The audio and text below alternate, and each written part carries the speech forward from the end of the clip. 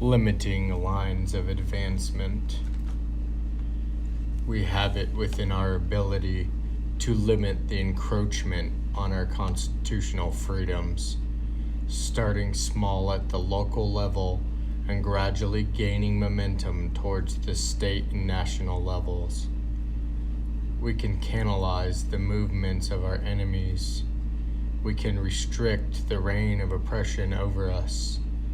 There is no easy course or measure that this will happen. It will be done by the grit, sweat, and effort of patriotic Americans who, by their sheer audacity of our founders, would be so bold to defy the ruling class. Self-contained pockets of liberty. It will take working with our communities, our people, our organizations to grow this movement. The laws coming from the federal establishment only have power when they are implemented by the states and funneled down to the people.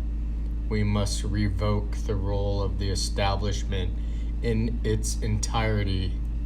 We must send a clear message to the permanent ruling class that we revoke our consent to be governed. This is an astronomical task. A lot of states do not have an independent budget measure that would allow them to revoke the federal process. It is up to the states to maintain their sovereignty, develop their own budgeting mechanisms, and protect their people from the federal monster. Any state that would attempt to separate itself from the Union would immediately be chastised with a complete revocation of all federal funds. This prospect is more than most career-minded politicians can embrace. Therefore, the effort falls back onto the people of the states to send a clear, resounding message to the elected officials that we would rather have poor states with constitutional freedoms than a rich state ruled by corruption and tyranny. We have become a lazy nation, self-serving, single-purpose, uninformed, and uninvolved. The oddity about freedom. People do not realize how important it actually is until it is gone. This is all attuned to a narrow perspective of an individual's world and what they deem to be a viable importance. A major part of any national undertaking must be education.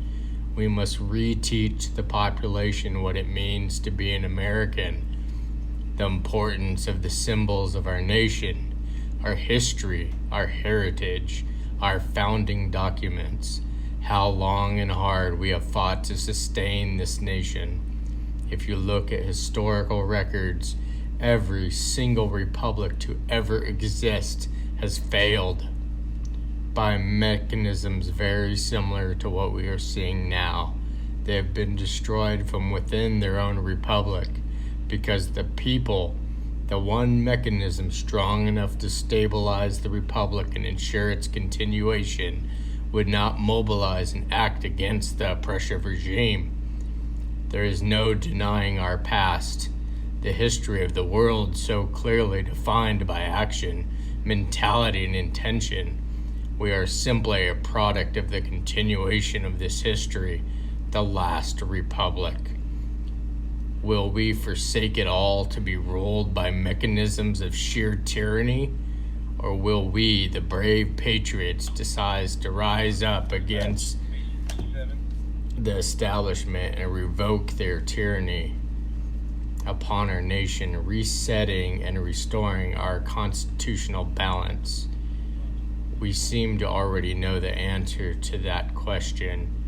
Every second, the wheels of motion spin continuously towards our ultimate demise and the unstoppable rise of the federal, loss of national sovereignty, federalization of the economy, control of every mechanism of civil life to be decided by a permanent ruling class, Our time is running out. Unfortunate how far we have fallen from our founders. The further we push away from our constitutional foundings, the harder they will be to get back. Once they are gone, they will never return.